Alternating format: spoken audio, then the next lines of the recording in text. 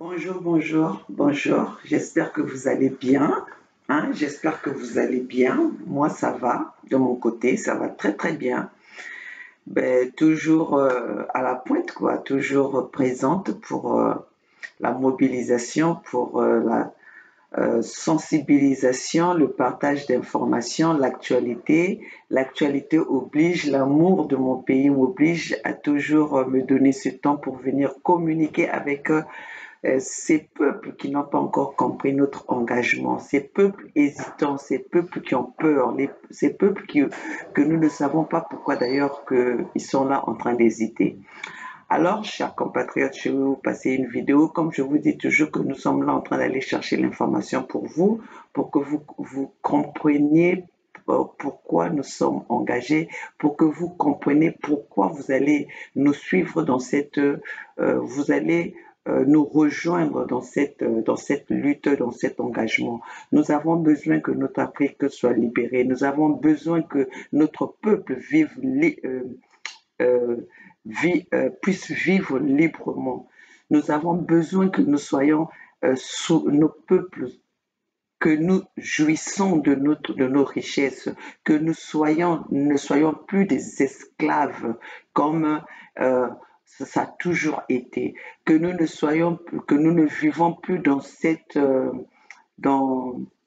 ce mensonge de l'indépendance, une indépendance qui n'a jamais été levée, qui n'a jamais été acquis à ces peuples. Voilà, mes chers compatriotes, je vais vous passer une vidéo que tout le monde, nous devons comprendre et nous devons entendre de nos propres oreilles. Nous allons regarder de nos propres yeux et nous allons analyser ensemble. Vous allez voir comment ce que ces médias instrumentalisés que nous sommes en train de vous dire que ces médias-là nous ont emmenés dans des erreurs et nous ont communiqué jusque-là. On a toujours eu des messages qui étaient des faux messages. Alors écoutons ce témoignage et puis après nous allons continuer. Excusez-moi, j'ai quelque chose dans l'œil. Et puis après nous allons continuer. Ok, on y va. La recherche nous oblige. Écoutez très très bien, écoutez très très bien, c'est très important. C'est très important. Nous ne passons pas ces images-là juste pour décorer nos vidéos ou bien décorer notre présence envers vous, mais c'est pour que vous aussi, vous ayez une, une réflexion, que vous puissiez penser à votre manière pour comprendre de quoi il s'agit, de pourquoi nous devons être tous ensemble pour sauvegarder notre territoire, notre continent. Suivez. Et merci d'être avec nous, Nikolai. Je résume. Vous allez me corriger si je dis des bêtises. Vous êtes ukrainien. Vous êtes né à Dnipro en 1987. 1987, c'était à l'époque de l'URSS. Vous êtes arrivé en France en 2002. La moitié de votre famille est russe, l'autre ukrainienne. Comment vivez-vous cette guerre? Écoutez, exactement comme vous l'avez décrit, d'une manière très très étrange, parce que même aujourd'hui, en ayant les contacts avec ma famille, il y en a une qui est très actuellement. C'est fou parce qu'ils détestaient des Zelensky juste avant le conflit, maintenant ils sont en fond derrière. Et l'autre partie qui a même peur, qui vit en Ukraine aussi, qui a même peur de s'exprimer au téléphone, de peur d'être réprimé par le SBU et vous savez, la police un peu politique qui sévit en temps de guerre. Oui, voilà. Les polices politiques qui sévissent partout d'ailleurs, hein. Côté Exactement. Russe comme du côté ukrainien, hein. C'est évident. C'est évident. Votre famille côté russe, enfin votre famille russe est installée toujours en Ukraine. Oui, pardon, excusez-moi. Je disais, votre famille russe est installée en Ukraine toujours.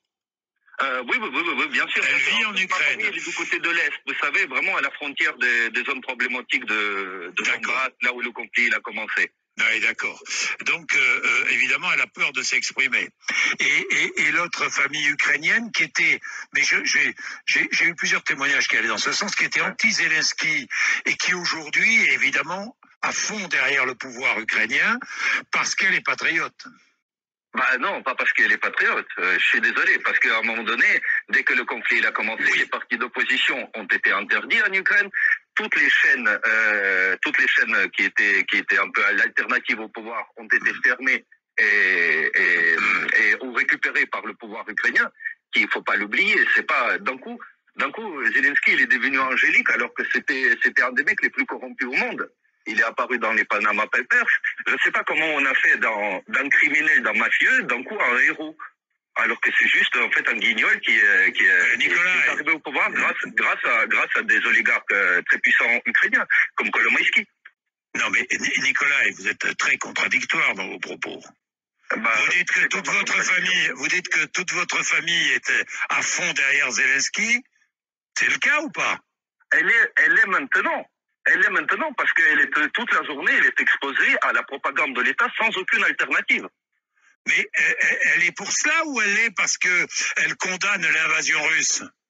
Bah, elle condamne évidemment l'invasion russe puisqu'on leur a présenté l'invasion russe comme étant une agression absolue sans non mais attendez, elle condamne parce qu'on l'a représentée selon vous, non, Nikolai, non pas parce qu'elle prend des bombes sur la figure. Ah bah ça, évidemment, ça y contribue. Le truc, c'est que ça, oui, quand j'imagine sur la figure, très souvent, on ne sait pas qui c'est qui tire. On est là caché dans un bunker ou dans un sous-sol et on a peur. Et après, on regarde les informations pour apprendre qui c'est qui nous a tiré dessus. Est-ce qu'on nous dit la vérité? Ça, je laisse ça à la discrétion de ceux qui émettent les informations. Oui. Nikolai, vous souhaitez que la Russie envahisse votre pays? Non, je ne souhaite pas que la Russie envahisse mon pays. Je souhaite que la guerre s'arrête le plus vite possible, que le gouvernement de Zelensky soit mis devant ses responsabilités, parce qu'il ne faut pas oublier les crimes qui ont été commis dans le Donbass. Ils étaient très très nombreux et ils continuent toujours à être perpétrés. Je souhaite qu'il y ait des négociations, que l'Ukraine elle retrouve le schéma démocratique, à savoir qu'on revote, qu'on élise un gouvernement, qu'il y ait quelque chose de plus équilibré qui arrive au pouvoir, parce qu'à un moment donné, en Ukraine, on a eu des forces. Vous savez, l'extrême droite, ça existe en France. Vous voyez, on sait ce que c'est, des forces d'extrême droite. Ben, en Ukraine, il y a la même chose. C'était une très très petite minorité de nationalistes qui, à un moment donné, a été propulsée dans les hautes sphères du pouvoir d'une manière au forcing et qui a fait des choses qui a fait qu'on est dans la situation actuelle. Qui a fait oui, enfin, la situation actuelle ne vient pas de là. La situation actuelle vient parce qu'il y a un pays qui a envahi un autre pays. Non, la situation actuelle est bien sûr d'avant. Vous savez, vous êtes français, vous connaissez Montesquieu. Non, mais Nikolai. Je suis désolé, il y a ceux qui font les guerres, mais les véritables responsables, c'est ceux qui les rendent inévitables. Oui, ça, on est totalement d'accord, Nikolai. On est totalement d'accord. Cette situation en Ukraine a dégénéré depuis plus de 8 ans maintenant. Et aujourd'hui, en fait, quand la capitale russe se trouve de la frontière ukrainienne à 300 km, à peu près 300 km, la position ukrainienne qui allait devenir extrêmement pro-OTAN n'était pas tenable pour la Russie. Il s'agissait des intérêts vitaux. Rappelez-vous de la crise de Cuba. Tout est très simple. Quand les Russes ils essayaient de positionner des missiles sur Cuba, regardez comment ont réagi les États-Unis. Nikolai, aucun missile n'a été positionné en Ukraine pour menacer la Russie. Aucun pays occidental n'a dit que son objectif était d'envahir la Russie. Aucun, Nikolai. Vous le savez très bien. La Russie, c'est pas possible. Vous le savez très bien. La mettre en position de faiblesse géopolitique, ça c'est autre chose. Bon. Ça c'est une autre question. C'est juste que je voudrais rajouter une chose. Une guerre, c'est mal. Et dans la politique, il n'y a pas de gentils et des méchants, il n'y a que des intérêts. Voilà. Et là, il y a des intérêts vitaux dans pays qui ont été atteints et qui se sont transformés en cette guerre fratricide, parce que ce sont des peuples frères. Et moi, ça me blesse énormément. Ah, mais ça, je comprends. Et je tiens à dire que la position de l'Occident, pourquoi moi je ne l'accepte pas, parce qu'aujourd'hui, en fait, en envoyant les armes en Ukraine, en soutenant, en poussant Zelensky de plus en plus sur la voie belliqueuse, et encore c'est en train de changer, ils ne font que mes frères ukrainiens, en fait, aujourd'hui, ils sont mobilisés et ils sont envoyés dans une boucherie à Bakhmout et dans d'autres endroits où ils se font massacrer pour des intérêts de qui? Moi, je voudrais qu'on retrouve... Et dites-moi... C'est pas important. Dites-moi...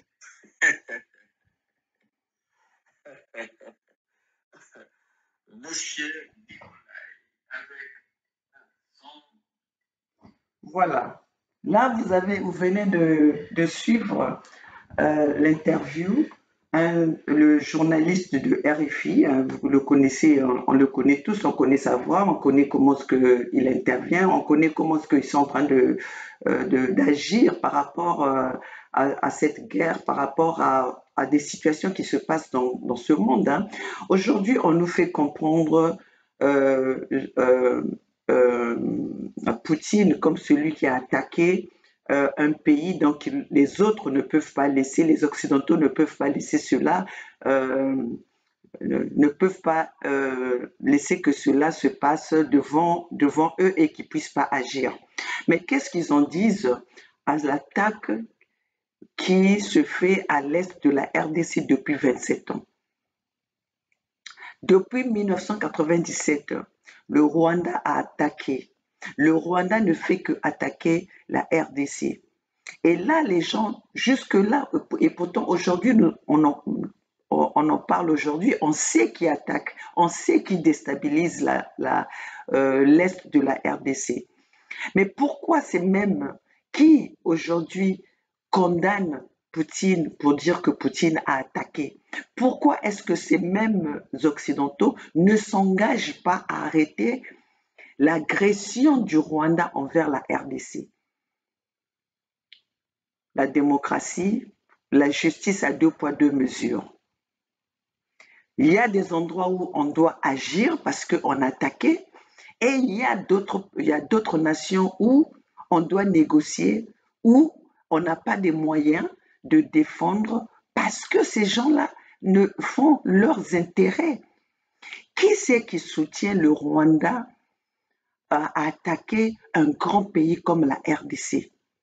Ce sont ces mêmes Occidentaux qui vont en Ukraine pour soi-disant protéger l'Ukraine, pour soi-disant, euh, euh, je ne sais pas si on va dire ça, arrêter la guerre, parce que jusque-là, depuis que la guerre de l'Ukraine a commencé, nous n'avons pas entendu dans les discours de ces Occidentaux le mot de la paix. Ils sont là, ils envoient, nous envoient. Au moins ça, ils ne s'en cachent pas. Pour vous dire que même ces gens-là, ils ne sont pas intelligents. Parce que toutefois qu'ils sont en train de parler, ils ont envoyé des milliards. Mais les peuples, leurs peuples, par exemple les peuples des États-Unis, hein, les Américains, les Français entendent des sommes colossales qui sortent pour aller aider, pour aller embellir une guerre, alors qu'il y a des peuples qui sont en train de mourir, il y a des peuples qui vivent dans la précarité. Donc ces gens-là, comme a dit Nicolas, c'est pour les intérêts de ces oligarchies. C'est pas pour les intérêts des peuples. Donc la démocratie aujourd'hui, la démocratie qu'on nous fait, qu'on nous présente, c'est une démocratie pour les oligarchies, pour les riches, pour ceux qui, ça profite aux intérêts de ces oligarchies. Ça ne profite pas, c'est pas une démocratie pour les peuples. Parce que on ne peut pas comprendre un pays comme la RDC où aujourd'hui ils sont à 15 millions de morts, et une partie de la RDC aujourd'hui et même est dans les mains des rebelles, dans les mains de M23, où sont positionnés l'armée des Nations Unies. Mais ils ne trouvent pas des solutions. Maintenant, qu'est-ce qu'ils font? Il y a dans cette zone, comme c'est une zone très riche en ressources naturelles, très riche comment on appelle ça? Enfin, très riche en sous-sol. C'est pour ça que ces gens-là ne veulent pas que cet endroit soit, euh, comment dirais-je, soit en sécurité. Parce que cela fait ça fait les intérêts de tous ceux qui ne veulent pas que cet endroit-là, cet endroit soit en paix. Aujourd'hui, on fait que nous parler de non, Poutine a attaqué, la Russie a attaqué l'Ukraine, mais les attaques de la RDC, les attaques du Rwanda, personne n'en parle. Les attaques du Rwanda, vous croyez que si aujourd'hui le Rwanda que Paul Kagame se permet de le faire, mais c'est parce il y a une main qui lui tend les armes. Le Rwanda, jusqu'à preuve le contraire, le Rwanda ne fabrique pas les armes. Et les armes ne rentrent pas, ne rentrent pas illégalement. Les armes rentrent avec l'accord de ceux, parce que Paul Kagame sort des... Il y a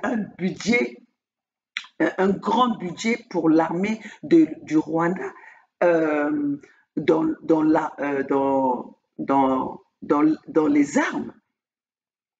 Mais qui c'est qui est en train de soutenir ça? Qui est, qui est le comment est-ce que je peux le dire? Qui soutient Kagame depuis la guerre depuis le génocide de Tutsi? Pourquoi est-ce que Kagame n'est pas traduit en justice? Aujourd'hui, nous savons comment est-ce que Kagame est arrivé au pouvoir. Le pouvoir, Kagame, 20 ans de pouvoir, on ne va pas nous dire que c'est la démocratie. Aucun président qui soutient, tous les gouvernements qui viennent au pouvoir, qui soutiennent Kagame dans sa dictature, mais ils passent tous, il ne reste jamais plus de 10 ans au pouvoir. Mais regardez que Kagame aujourd'hui, il est là pendant 20 ans. Bon, pendant plus de 20 ans qu'il est au pouvoir. Il n'est pas inquiété. Et celui qu'aujourd'hui on donne des responsabilités en ce qui concerne le problème de l'Afrique. Chers compatriotes africains, ces Occidentaux ne sont pas pour nous. Merci à Poutine qui est venu nous clarifier parce qu'aujourd'hui, Poutine a exposé le système de ces Occidentaux. Aujourd'hui, grâce à Poutine, nous connaissons les vrais terroristes. Les terroristes qui sont positionnés dans nos pays, qui sont positionnés dans notre continent en tant que les faiseurs de la paix, en tant que qui viennent nous présenter la paix, alors que c'est eux qui sont en train de détruire. Ce sont eux qui sont déguisés en rebelles. Chers compatriotes, nous sommes en danger si nous ne comprenons pas aujourd'hui le message que nous sommes en train de passer. Voilà pourquoi aujourd'hui, nous, ceux qui sont dans les réseaux sociaux, nous sommes devenus les ennemis numéro 1 de ces Occidentaux. Nous sommes devenus leurs ennemis, nous sommes devenus leurs adversaires, alors que c'est eux-mêmes, dans le passé, ils sous-estimaient nos petits messages qu'on venait passer dans les réseaux sociaux. En quoi nous sommes devenus leurs dangers? En quoi nous sommes devenus leurs adversaires? En quoi? Eux, ils diffusent leurs informations, nous diffusons notre information à nous. C'est au peuple de voir qui dit la vérité. Mais comme ils étaient toujours habitués à nous présenter des mensonges et que l'histoire, la géographie a été basée, faite en guise de mensonges. La démocratie a été établie, a été présentée au peuple dans le mensonge, basé du mensonge. Aujourd'hui, c'est ça qui leur fait mal. Parce que aujourd'hui, nous les peuples, nous qui sommes dans les réseaux sociaux, nous avons pris connaissance de la vraie vérité et qu'aujourd'hui, nous venons partager cette vérité. Nous avons le moyen de communiquer avec nos peuples. Chose qui était impossible hier. Voilà pourquoi ces gens-là, ils sont devenus, ils sont en train de se, comment dirais-je, ils sont en train de sautiller comme des sauterelles. Aujourd'hui, ils ne dorment pas à cause de nous, parce qu'ils ont compris que nous avons pris le dessus pour la communication. Parce qu'ils ont compris que la communication, ce que eux-mêmes ils avaient négligé hier, aujourd'hui c'est ça qui est en train de leur faire mal. Parce que sinon, vous savez, cette crise-là de virus qu'on nous a fait fondre, que nous a fait comprendre aujourd'hui, où on nous a bloqués dans des maisons, on nous a enfermés dans des maisons. Où est passé ce virus? Qu'est-ce qui fait que ce virus aujourd'hui, on nous laisse libres? Qu'est-ce qui fait aujourd'hui nous puissions nous promener sans pourtant que sans porter leur masque, sans porter aujourd'hui, ils ne sont même plus exigeants avec ces vaccins. Ces vaccins qui ont rendu d'autres personnes malades. Ces vaccins qui n'étaient pas fiables, qui n'ont pas été vérifiés avant de vacciner les citoyens. Vous savez quoi? C'était un plan. Ces vaccins n'étaient pas prévus pour l'Occident. Ces vaccins étaient prévus pour aller en Afrique. Comme ils ont toujours propagé les maladies incurables, les virus qui viennent toujours de l'Afrique. Vous vous rappelez comment on appelle, de cette maladie d'Ebola? Vous vous rappelez de cette maladie vous connaissez, qui venait de quelque part ici, où on a attribué de l'Afrique de l'Est. Vous savez tous cette maladie-là aujourd'hui qui est curable. Avant, c'était incurable. Vous voyez un peu, et tout cela, c'était parce qu'il y avait, on n'avait pas, il y avait pas de communication. On avait un seul moyen de communication, c'était ce que eux ils venaient nous présenter. Et c'est ça qui était, puisqu'on n'avait pas le choix, on n'avait pas d'autre alternative. Et on a accepté tout, sauf rien. Nous avons accepté même le mensonge. Chers compatriotes, il faut dire merci. Nous devons remercier le président Poutine. Nous devons remercier les peuples russes qui soutiennent leur président dans cette lutte, dans cette guerre. Aujourd'hui, si Poutine n'avait pas attaqué, eux, ils positionnaient déjà leurs forces pour aller envahir la Russie, comme ils l'ont fait en Irak, comme ils l'ont fait en Libye, comme ils l'ont fait dans tous les pays qu'ils ont laissé le chaos. Pourquoi l'URSS a été divisée? Pourquoi l'URSS a été divisée? C'était juste pour ça, parce qu'ils ne veulent pas voir un pays qui est plus grand que le leur. Ils ne veulent pas voir un pays qui est plus fort que le leur, parce qu'ils ont leur mafia. Cette mafia-là n'est pas seulement la mafia, c'est une mafia mondiale, y compris le Vatican. Y compris le Vatican. Parce qu'aujourd'hui, on ne peut pas comprendre que le Vatican, on assassine leur cardinal, on assassine les hommes de Dieu. Le Saint-Pierre ne dit absolument rien. Et le Saint-Pierre reçoit les assassins de ceux qui tuent, massacrent les peuples, soi-disant les peuples de Dieu, les enfants de Dieu, les missionnaires de Dieu. Comment est-ce qu'on doit appeler ces gens-là? Les ennemis de mes ennemis sont mes ennemis. Les amis de mes amis sont mes amis. Mais comment est-ce que vous arrivez à recevoir et à participer, à collaborer avec les assassins de vos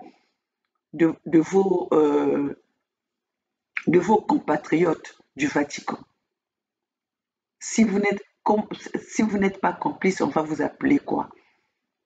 Donc c'est pour dire que les peuples citoyens, la guerre que les Occidentaux ont déclarée, c'est la guerre des citoyens. Même aujourd'hui, ce que nous parlons, c'est pas seulement, ça ne concerne pas seulement l'Afrique. Même les citoyens américains, ils sont dans le ils ne connaissent pas ce qui se passe. Parce qu'aujourd'hui, on leur fait comprendre seulement. On ne parle pas des accords de Minsk. On ne parle pas de l'histoire. On ne parle pas, on parle seulement de la Russie, un pays a attaqué un autre. Mais les gens qui sont compréhensibles, les gens qui sont réfléchis, qu'est-ce qu'ils vont faire? On va demander, mais pourquoi? On ne peut jamais attaquer une personne ou un pays sans les antécédents. Il doit avoir une histoire, il doit avoir un problème derrière avant que la personne sorte. Même un voisin ne peut pas quitter chez lui pour venir t'attaquer sans problème. Si ça arrive, c'est que vous avez eu des antécédents. Mais aujourd'hui, ils sont incapables de nous parler du problème, de ce qui a poussé Poutine à aller attaquer. Mais on nous parle seulement, non, un pays qui se fait attaquer. Bon, si c'est cela, il s'avère que c'est ça, un pays qui se fait attaquer. Mais le Rwanda qui attaque la RDC, pourquoi vous ne sanctionnez pas le Rwanda? Denis Sassou Nguesso qui attaque les peuples à main nue, pourquoi il n'est pas sanctionné? Denis Sassou Nguesso qui attaque, qui massacre un peuple à main nue depuis 1997. Et tout cela se passe depuis 1997. On ne va pas, si nous ne prenons pas des assassinats nocturnes que Denis Sassou Nguesso a fait auprès de ses collègues. Parce que Denis Sassou Nguesso, ça fait depuis de ce que nous connaissons depuis 1977, depuis la mort de Marien Ngouabi, qui a assassiné Marien Ngouabi. Les pauvres innocents ont été assassinés. Et vous le savez tous. Vous protégez les criminels parce que ces mêmes criminels-là couvrent vos intérêts. D'ailleurs, s'ils le font, c'est parce qu'ils sont soutenus par vous. Aujourd'hui, vous êtes en train d'initier Félix Tshisekedi à commettre à accepter, à pouvoir accepter même pas accepter parce qu'il a déjà accepté quand il a signé des contrats avec vous, des contrats où à vendre ses terres. Vous avez fait ça depuis 1883, où vous avez divisé l'Afrique. Vous avez divisé, votre problème, vous les Occidentaux, c'est diviser pour mieux régner. C'est ça votre règle. Vous êtes là que pour diviser les autres. Pour que vous soyez, parce que plus les gens sont divisés, moins ils sont nombreux, moins forts qu'ils sont, et vous arrivez avec toute votre armée pour mieux les massacrer. Qui c'est qui ne sait pas que vous êtes les vrais criminels? Les vrais terroristes, c'est vous.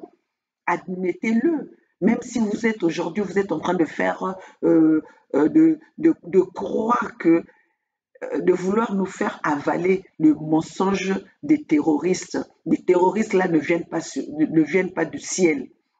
C'est vous qui les formez. C'est vous qui êtes déguisés en terroristes.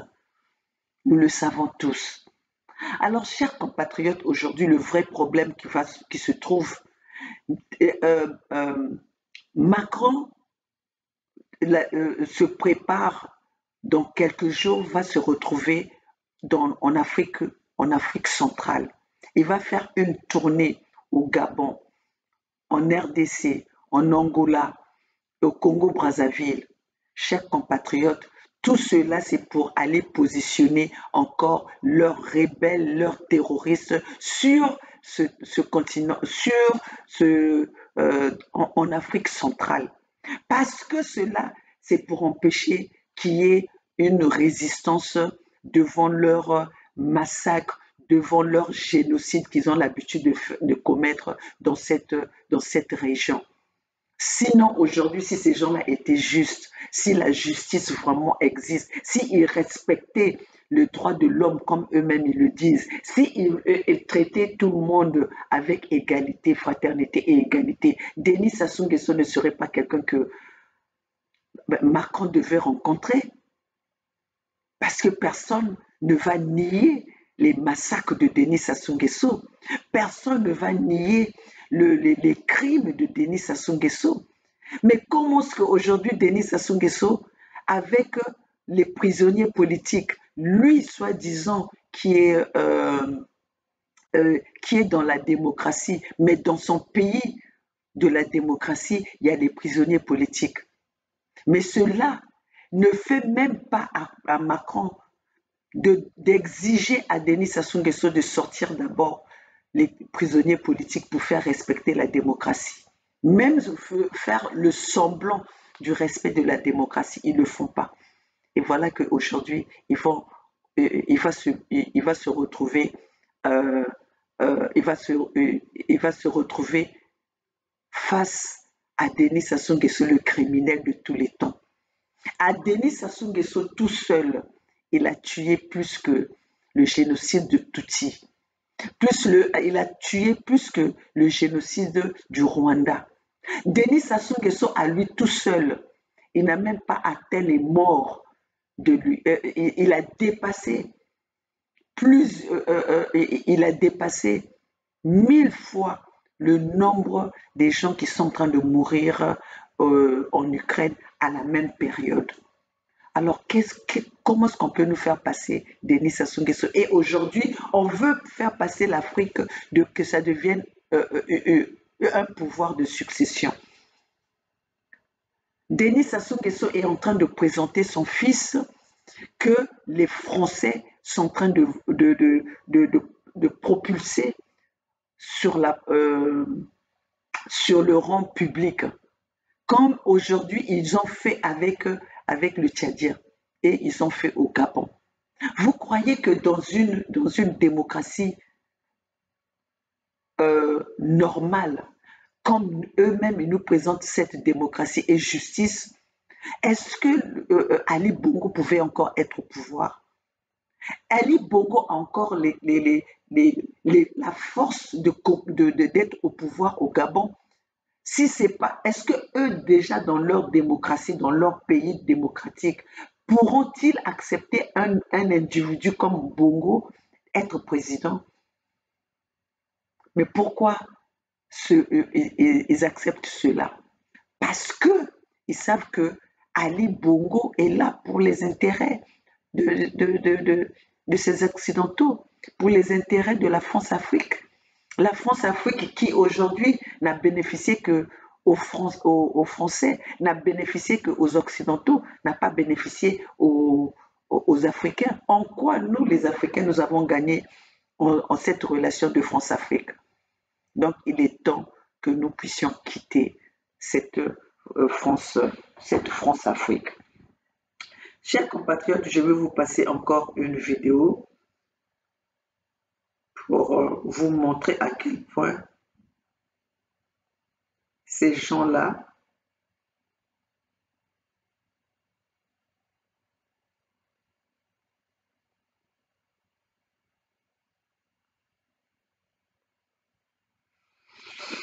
est-ce que c'est ça?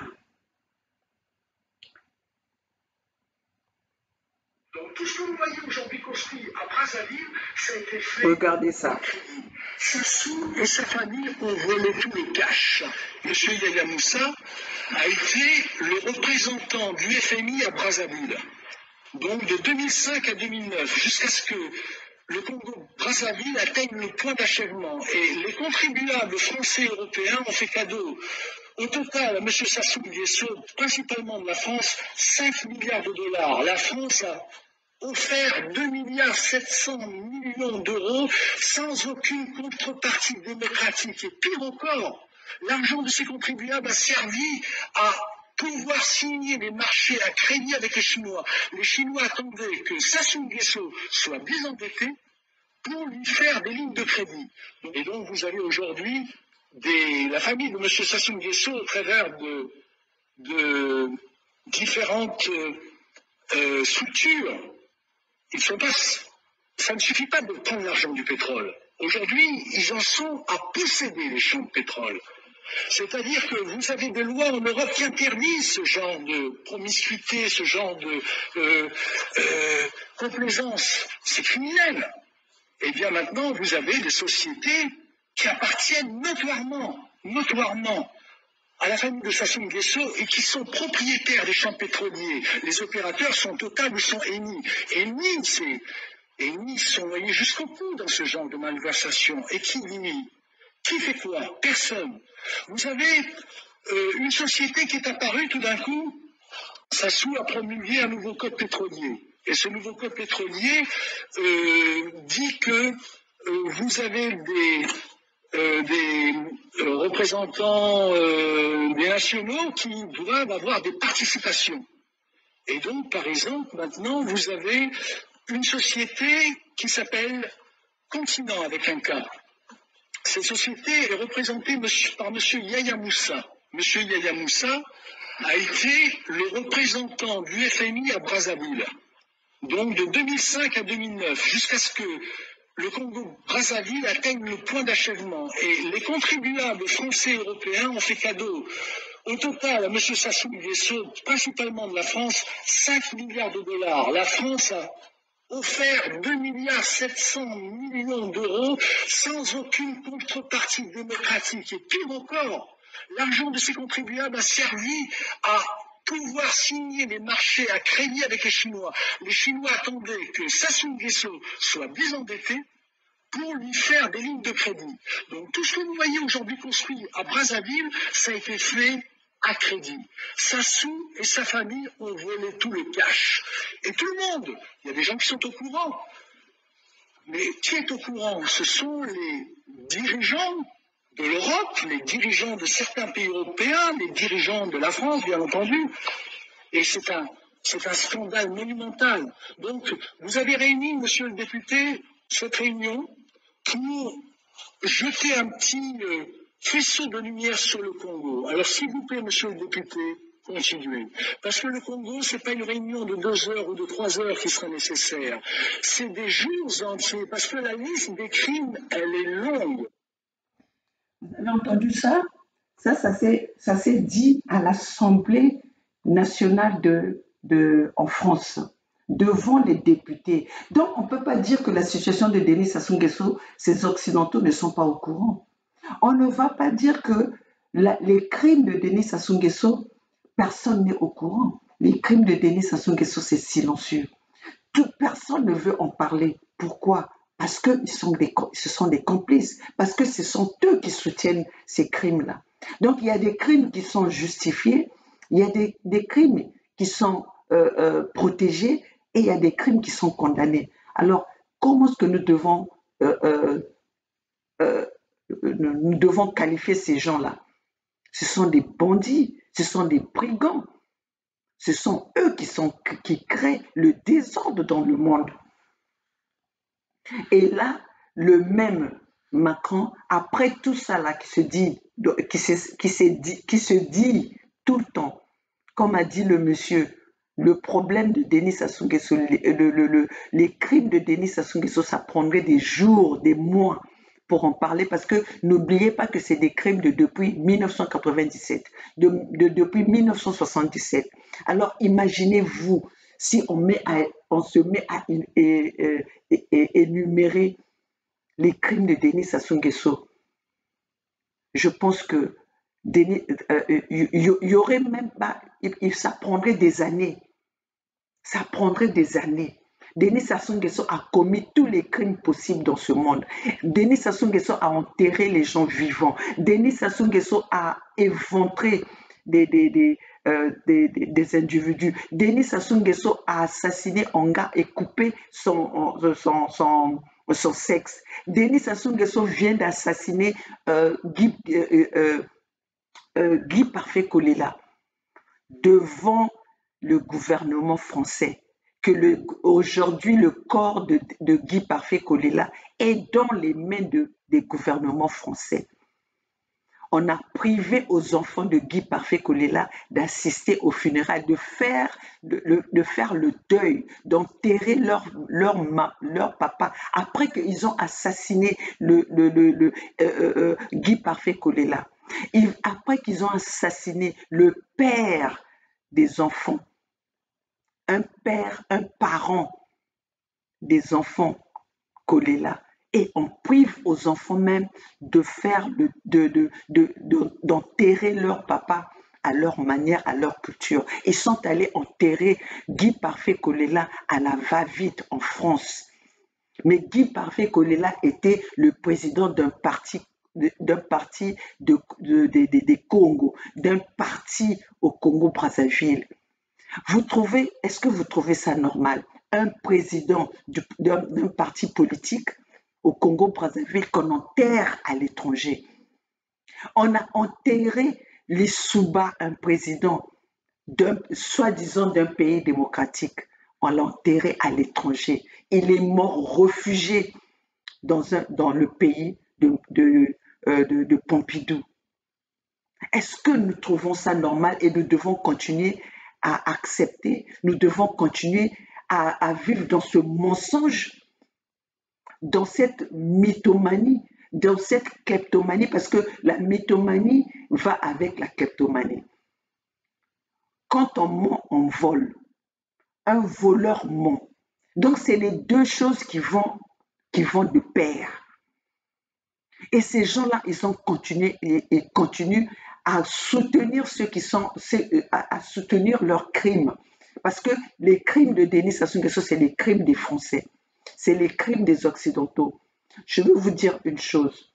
Vous croyez que ces gens-là ne sont jamais au courant. Ils sont plus au courant parce que c'est eux qui envoient, c'est eux qui soutiennent les criminels, c'est eux qui les protègent.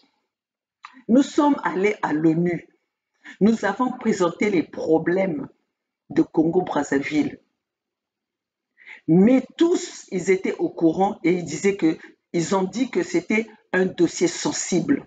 Comment est-ce ils savent que c'est un dossier sensible? Pourquoi est-ce que ce dossier-là doit être sensible alors que vous êtes là, soi-disant, pour protéger les peuples brimés? Nous arrivons avec un problème, avec des faits que Denis Sassou Nguesso commet, les crimes de Denis Sassou Nguesso. Nous venons vous présenter des preuves, mais vous dites que c'est un problème sensible. Jusqu'aujourd'hui, vous n'avez jamais répondu à nos plaintes, aux plaintes des peuples. Et aujourd'hui encore, vous ne voulez pas répondre à la pétition, aux besoins de la pétition que nos peuples ont signée. Et toi, Macron, vous avez tout un dossier de la demande, de l'attente des peuples Congo. Vous ne répondez pas à ça, vous allez recevoir le criminel Denis Sassou Nguesso. Vous allez à la rencontre du criminel Denis Sassou Nguesso. Toi, tu penses que toi, Macron, toi, tu vas faire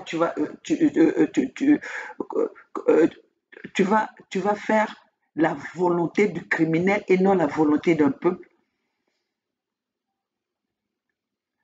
Les peuples Congo, Macron n'apportera pas des solutions pour nous. Alors vous n'allez pas être là pour aller applaudir ou accueillir Macron. Tous les peuples Congo conscients que nous avons conscientisés, que nous avons sensibilisés, que nous avons informés, Macron est là pour protéger nos ennemis. Macron est là pour venir voir le terrain pour rendre encore sensibles les peuples Congo. Alors, chers compatriotes, les peuples Congo, vous n'êtes pas là pour aller applaudir votre ennemi. Si c'est possible, faites à ce que ce monsieur-là même, qu'on puisse voir son cadavre au Congo-Brazzaville. Soyez des kamikazes. Parce que là où vous êtes déjà mort. Vous êtes déjà mort, vous êtes enterré, vous marchez sur vos propres tombes. Alors ne restez pas inaptes vous devez agir. Prouvez votre mécontentement. Macron n'apportera pas des solutions. Il n'a qu'à d'abord trouver des solutions à son peuple. Aujourd'hui, son peuple est en train de réclamer beaucoup de choses. Il n'a qu'à satisfaire d'abord son peuple avant de venir résoudre nos problèmes. Aujourd'hui, nous avons pris nos responsabilités. Nous avons pris notre responsabilité en leur disant aujourd'hui, laissez-nous aller voir ailleurs. Vous avez échoué. Vous l'avez admis vous-même. Qu'est-ce que vous allez apporter pendant plus de 1000 ans? Vous n'avez pas pu faire alors que vous étiez tout seul sur le terrain. Vous étiez seul sur le terrain, vous n'avez pu rien faire en 1000 ans. Nos parents sont morts sans voir notre continent se développer. Vous avez signé des accords que vous n'avez pas respectés. Comme aujourd'hui, vous êtes en train d'acculer Poutine. Mais Poutine n'a fait que réagir parce que vous êtes des personnes qui ne respectez jamais des engagements, les engagements de Minsk. Si Poutine a attaqué l'Ukraine, c'est à cause de non-respect des accords de Minsk. Pourquoi vous n'en parlez pas? Toutefois que même quelqu'un veut vous en parler, vous passez à côté. Vous ne voulez pas entendre. Nous savons tous qu'aujourd'hui, ce qui a poussé Poutine à attaquer, parce que si aujourd'hui Poutine n'avait pas attaqué, vous étiez en train de positionner votre armée pour aller envahir la Russie comme vous l'avez fait dans des autres pays. Qui vous a condamné pendant que vous avez attaqué l'Irak? Est-ce que vous avez déjà répondu au chaos que vous avez laissé en Irak? Qui vous a condamné quand vous avez attaqué, Sarkozy a été attaqué la Libye, le désordre qui se trouve en Libye aujourd'hui? Vous avez déjà répondu à ça? Qui a fait justice en ça? Donc vous avez le droit de tirer sur tout ce qui ne vous plaît pas. Et quand les autres veulent se défendre, vous devez condamner. Donc vous avez le droit de... Oh là là, qu'est-ce qui me passe à cœur?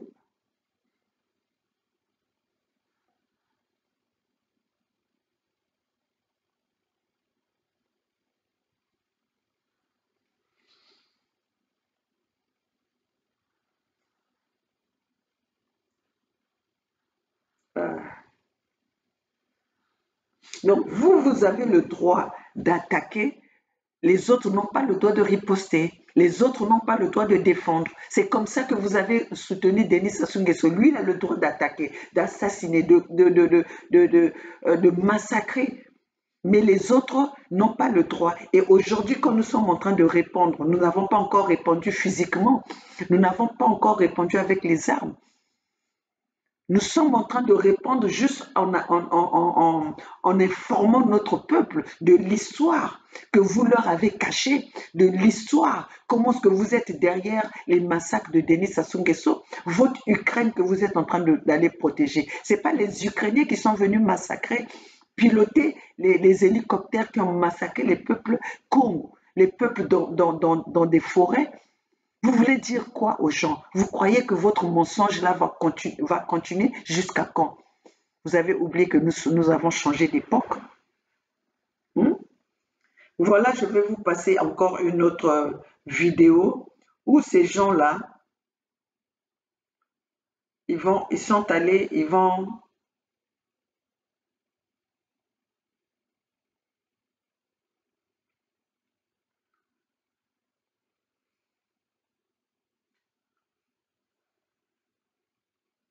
vous allez quand même regarder la relation que, voilà, ça c'est la relation des deux criminels, Macron et Denis Sassou Nguesso.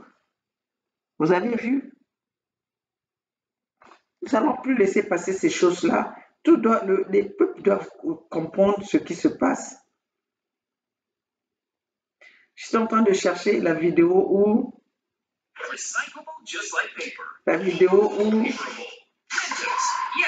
ces gens sont en train d'aller...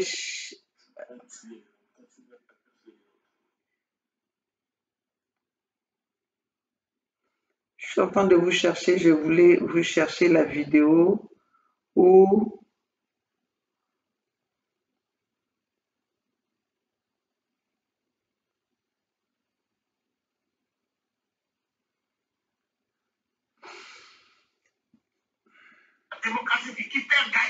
Non, ça c'est déjà...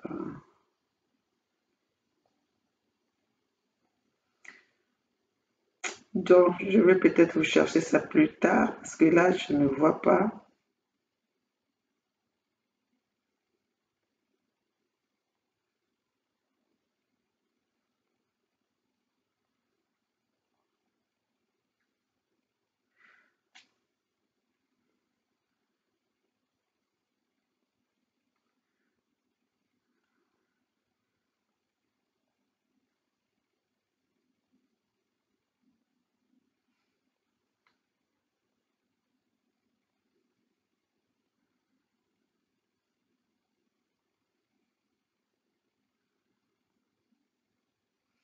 C'était une vidéo où je voulais vous montrer comment est-ce qu'aujourd'hui, euh,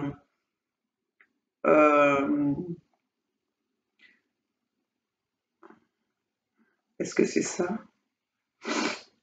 Comment est-ce qu'aujourd'hui, pas aujourd'hui, je le dis très bien, c'est pas aujourd'hui, mais pour l'instant, comment est-ce que l'ambassade du Congo-Brazzaville a reçu soi-disant les opposants. Et nous savons tous qu'au Congo-Brazzaville, il n'y a pas des opposants. Nous n'avons pas les opposants. Les Tatima Biala font tous la volonté de Denis Sassou Nguesso. Ils sont là pour couvrir les intérêts de Denis Sassou Nguesso. Vous pouvez le comprendre par leur langage, leur discours. Un opposant ne peut jamais parler de la façon, ne peut jamais...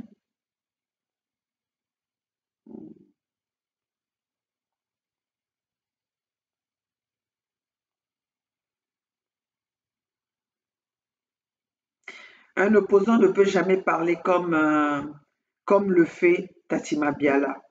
Alors, vous avez tous vu que c'est l'opposition congolaise n'a jamais réclamé, n'a jamais exposé les crimes de Denis Sassou Nguesso. Aucun opposant au Congo-Brazzaville dénonce les crimes de Denis Sassou Nguesso. Alors là, je ne trouve pas ce... Je vous le passerai la prochaine fois. Donc voilà, mes chers compatriotes, le message que j'avais à vous passer aujourd'hui, c'est pour vous dire que la venue de Macron au Congo-Brazzaville ou la tournée de Macron en Afrique centrale, c'est nul et non avenu. C'est pas pour l'intérêt des peuples, c'est pour venir verrouiller que les peuples ne manifestent pas, pour venir verrouiller que ces peuples d'Afrique centrale ne puissent pas voir d'autres partenaires que eux, alors que eux, ils ont détruit notre Afrique, alors que eux, depuis toutes ces décennies qui sont installés dans notre continent, ils n'ont pas pu apporter le bien-être au peuple. Donc pour ceux, mes chers compatriotes, n'hésitez pas de signer la pétition de la Fédération Congo. La pétition qui, plus nous sommes nombreux, plus vous êtes en train de manifester votre désir de se séparer avec ces peuples mboshi qui nous ont massacrés, avec ces peuples mboshi qui marchent en complicité pour exterminer les peuples Congo, n'hésitez pas, continuez à signer la pétition. C'est un processus qui est lent, mais mes chers compatriotes, nous allons y arriver. Personne n'avait pensé qu'aujourd'hui le Mali devait arriver là où ils sont arrivés, le Burkina Faso devait être là où ils sont arrivés. Mais si ils sont arrivés là parce qu'il y avait eu l'engagement, la détermination et la confiance. Faites-nous confiance. Nous sommes là pour faire la volonté des peuples. Nous sommes là pour que nos enfants puissent savoir que leurs parents se sont battus pour le bien-être des générations futures, pour le bien-être de l'avenir du futur. Alors, chers compatriotes, n'hésitez pas, signez la pétition de de la Fédération Congo. Nous ne sommes pas dans les négociations. Notre pays est en guerre, notre peuple est en danger, est en danger. Nous ne sommes plus dans le processus où nous sommes plus au temps de la négociation ou de dialogue. Nous devons agir. Et pour agir, chers compatriotes, vous devez vous lever. Vous devez nous donner votre main. Vous devez nous donner votre soutien. Et votre soutien, c'est la signature. Continuez à signer cette pétition. C'est Peuple Congo, le seul chemin pour la délivrance, pour la libération de notre peuple, c'est le chemin de la signature, c'est le chemin de la Fédération Congo. La Fédération Congo n'est pas dans les négociations. La Fédération Congo n'est pas dans ces relations du quartier. La Fédération Congo n'est pas dans des relations ambiguës. Nous sommes là, on est là pour venir vous dire la vérité. La preuve, vous n'avez pas vu un membre de la Fédération Congo mouillé dans tout ce qui se passe à la place de Paris ou dans tout ce qui se passe avec le gouvernement actuel, ce gouvernement mafieux. Donc, nous sommes les seuls qui vont libérer ce Congo dans la vraie vérité. Pour ce, je vous remercie. Je remercie toutes les personnes qui nous soutiennent et tous ceux qui... je voulais dire que, mes chers compatriotes, je regarde vos commentaires. Vous voulez me parler, vous voulez communiquer avec moi, les commentaires sont là. Faites vos commentaires. Même ceux qui sont contre ma vision, je regarde, mais je prends en considération ceux qui sont là, qui soutiennent ma lutte. Mais ceux qui m'insultent aussi, je ne vais jamais vous bloquer. Vous allez toujours être là. Vous me connaissez, moi je ne vous connais pas. Donc moi, mon problème, c'est avec votre chef que vous soutenez. Votre patron que vous soutenez, c'est lui mon affaire. Vous autres là, vous me connaissez, c'est normal que vous pouvez m'insulter parce que vous voyez qui suis-je, qui est Maman Olga. Mais moi, je vais vous insulter, est-ce que je vous connais? Je ne vous connais pas, moi je connais votre chef. Et donc, moi, ma lutte, mon combat, c'est avec votre chef. Donc, vous perdez votre temps. Ceux qui viennent là pour m'insulter, vous perdez votre temps parce que moi, je n'ai pas le temps pour vous. Donc, pour ce, je veux quand même remercier mes gens que j'ai toujours, la famille, mes soeurs, mes frères, mes tontons, tout ce monde-là qui nous soutiennent dans cette lutte. Je vais citer les noms, mais excusez-moi pour ceux dont je ne vais pas citer les noms, mais je lis vos commentaires. Je dirais merci à ma soeur Merline, à mon frère, je ne sais pas si c'est mon frère ou ma soeur de BN Bouba, Jérôme Kouassé, Congo, Irène Villamain, et pas mal, vraiment, tous vos commentaires, je les lis.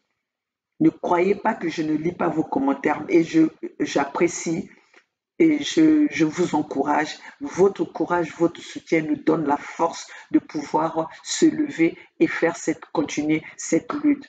Alors, seule la lutte libère. Vive la Fédération Congo. Avec vous, nous allons vaincre. La Fédération Congo ou la mort, nous vaincrons. Vive la famille Congo, vive la Fédération Congo, Bernard Pugui, Edim Kayi, Gervais Burangui, les rois de Luango. Nous sommes ensemble. Seule la lutte libère. La lutte a continué et vive la Fédération Congo.